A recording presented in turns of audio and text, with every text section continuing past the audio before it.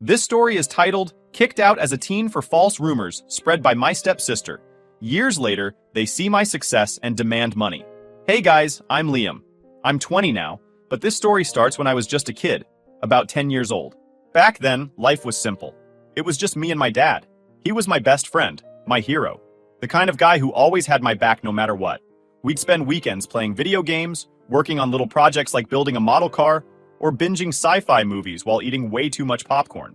My dad was my everything. And then, one day, he was gone. Just like that. It happened so fast. One morning, he was fine. By afternoon, he'd had a heart attack. And by evening, I was sitting in a hospital waiting room trying to understand how my world had just fallen apart. No warnings, no goodbyes, just gone. Losing him didn't just hurt. It completely wrecked me. He wasn't just my dad. He was the only person who really understood me. I kept thinking, at least I still have my mom, right? We'll get through this together. Within a few months of my dad passing, my mom was suddenly moving on. Her words, not mine. She started seeing this guy named Steve. He wasn't just bad news. He was the whole bad news network.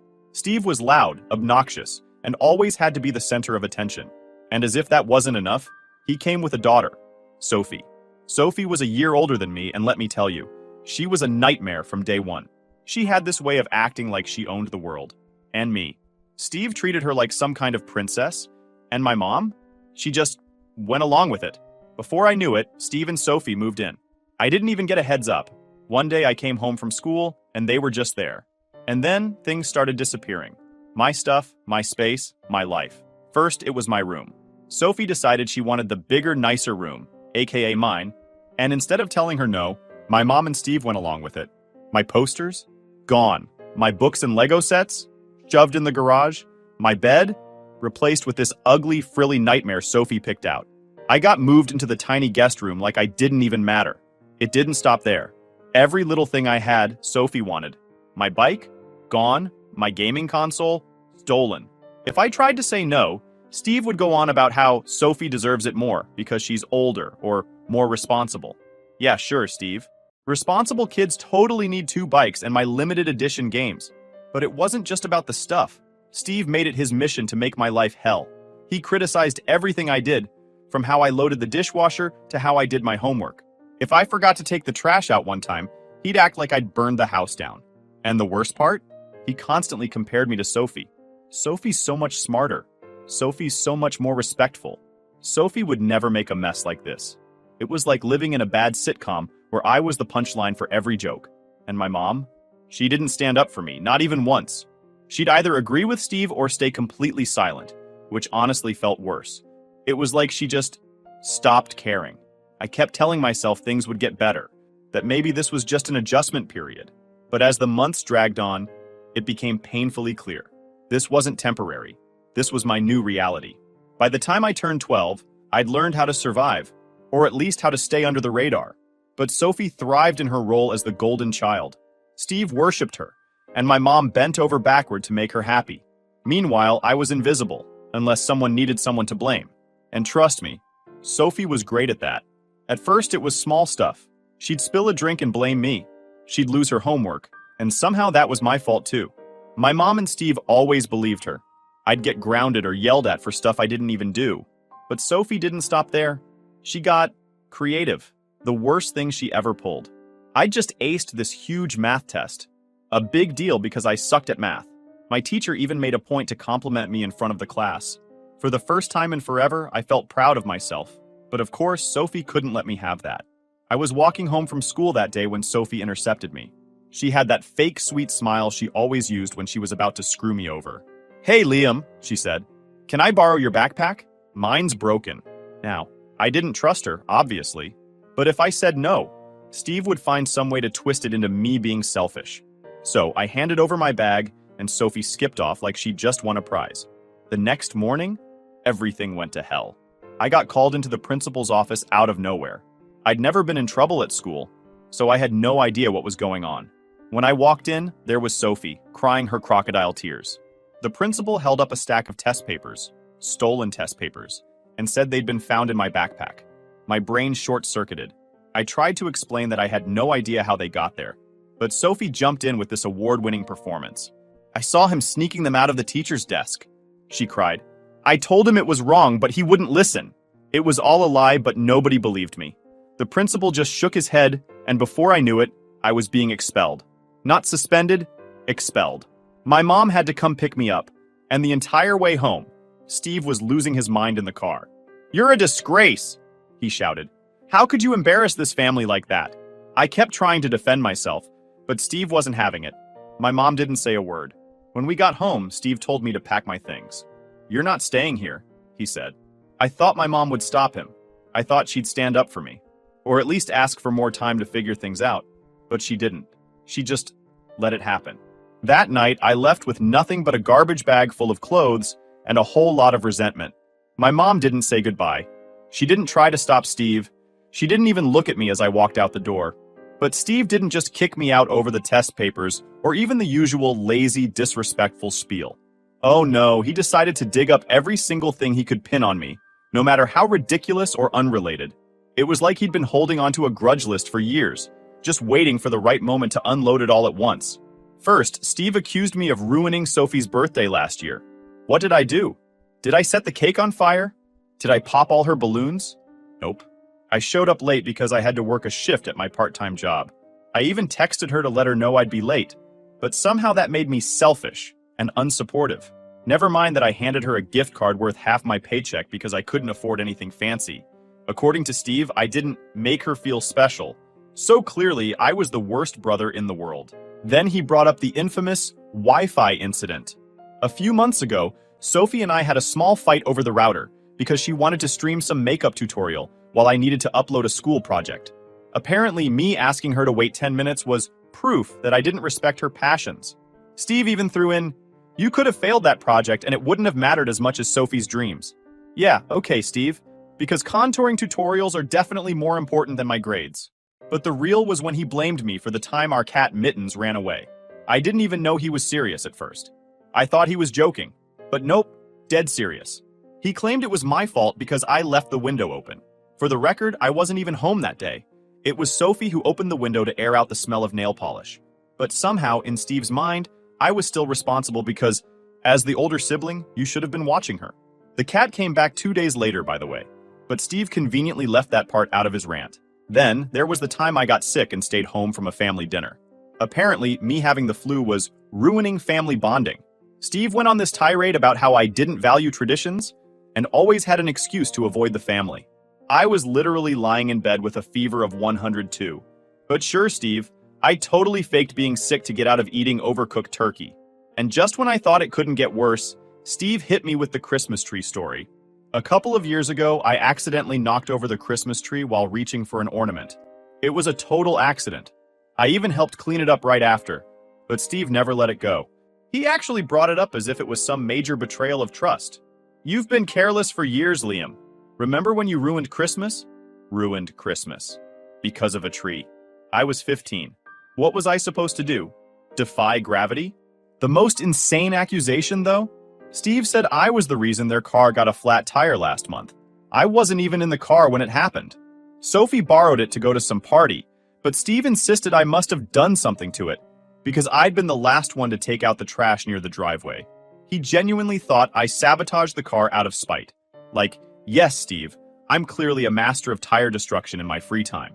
By the end of it, I felt like I was in some twisted sitcom where every ridiculous misunderstanding got pinned on me. Steve basically painted me as the ultimate villain in the story of Sophie's perfect life. Meanwhile, Sophie just stood there with her fake tears and innocent, "I'm so hurt" act. She even added, "I don't know why Liam hates me so much." Like she wasn't the mastermind behind all of this. Steve's final words as I walked out the door, "Maybe being out on your own will teach you some responsibility." Yeah, Steve, because getting framed for stealing test papers, ruining birthdays, and scaring off cats clearly screams irresponsible. So here I am, sitting on my grandpa's couch with a garbage bag full of clothes, wondering how I became the family scapegoat for every weird, random thing that's ever happened. If you're wondering whether I've heard from them since I left, not a single text, call, or apology. But knowing Steve, he's probably still blaming me for stuff, like global warming or the traffic on his way to work. Living with my grandpa felt like stepping into a completely different world. For the first time in years, I didn't feel like I was walking on eggshells. He didn't yell, didn't criticize me for every little mistake, and most importantly, he didn't treat me like a burden. He gave me a safe place to just exist and figure out what the hell I wanted to do with my life. At first, I didn't know what to do with myself. I was angry all the time. At Steve, at Sophie, at my mom, and honestly, at the universe for taking my dad away. My grandpa must have noticed, but he didn't push me to talk about it.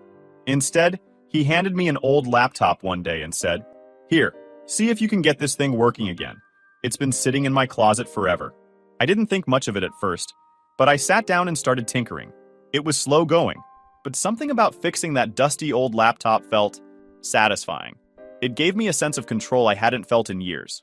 When I finally got it running, I showed it to my grandpa, expecting him to just say, "Good job."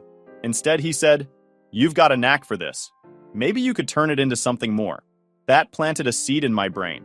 Around the same time, I started playing around with design software. My dad had introduced me to it when I was a kid. He was a mechanical engineer and used to show me how he created blueprints for projects. I downloaded a free trial of a 3D design program and started teaching myself the basics. Before long, I was hooked.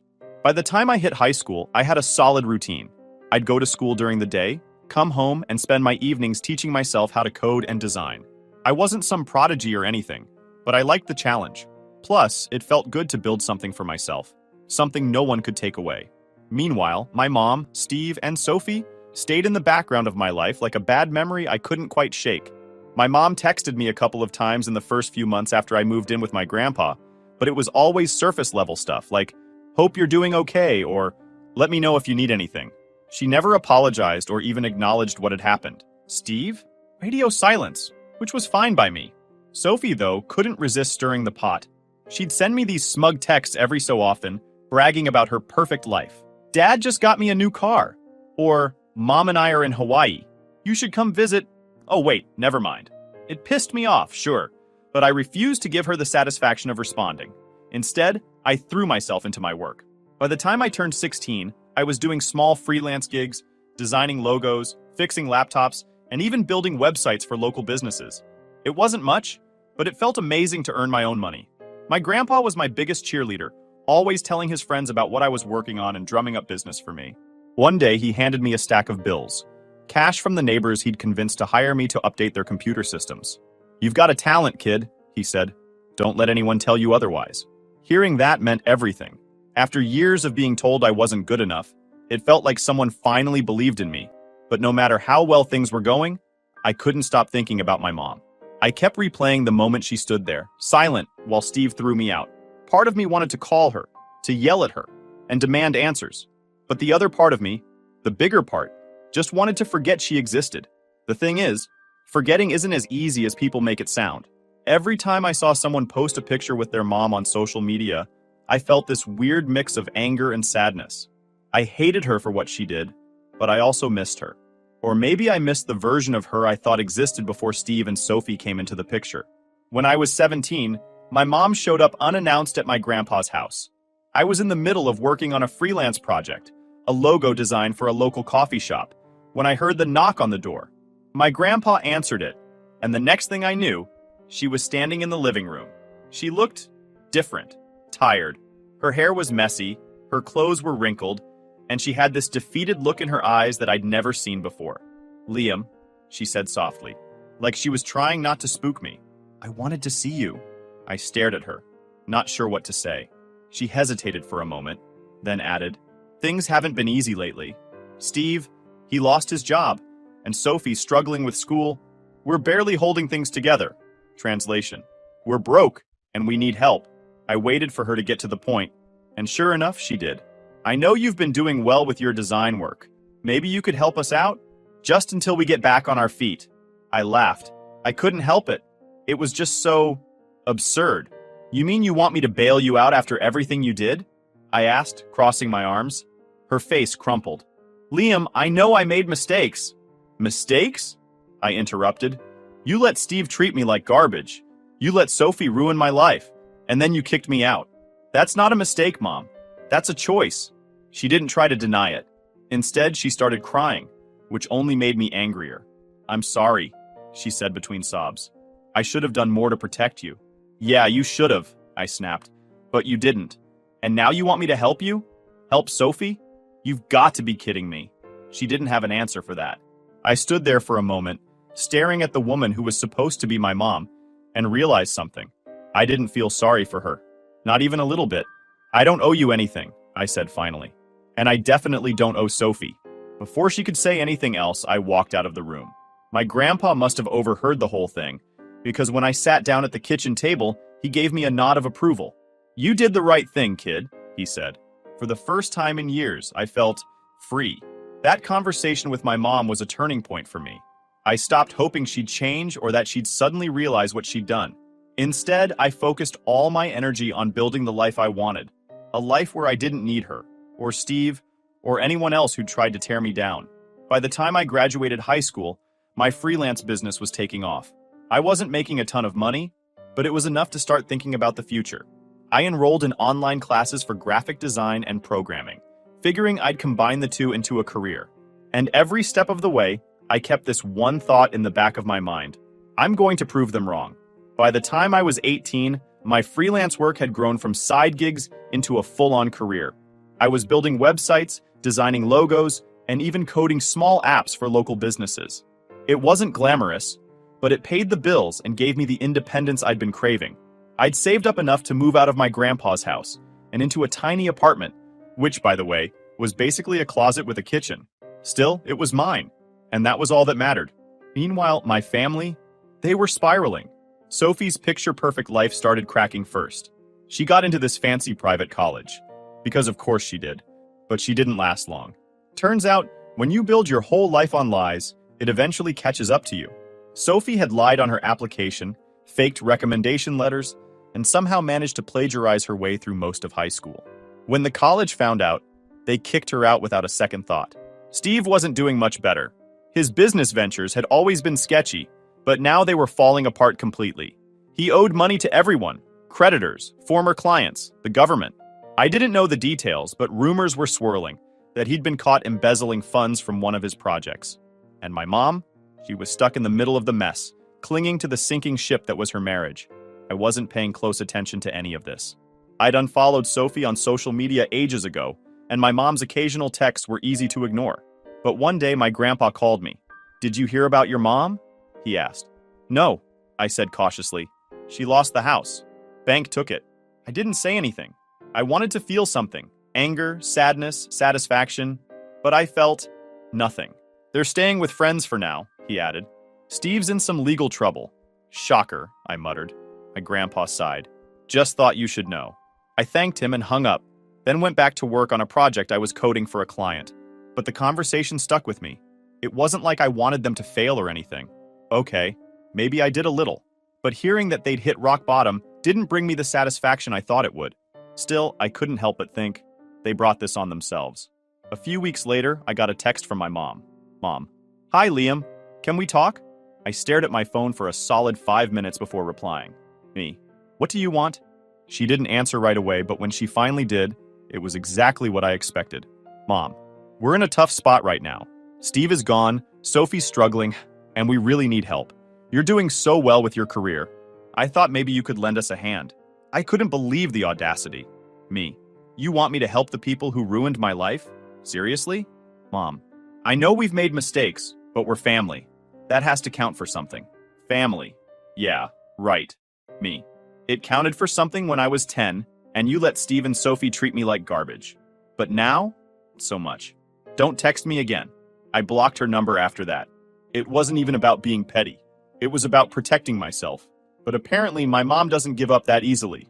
A few months later, I was at work, freelancing from my apartment, which basically meant coding in sweatpants while eating cereal, when I got served with legal papers. My mom was suing me. Yep, you read that right. She was claiming that I owed her financial support as her child. At first I laughed, like actually laughed out loud.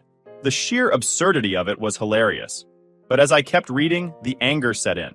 This wasn't just a desperate attempt to guilt-trip me. She'd actually hired a lawyer. Luckily, my grandpa came through for me again.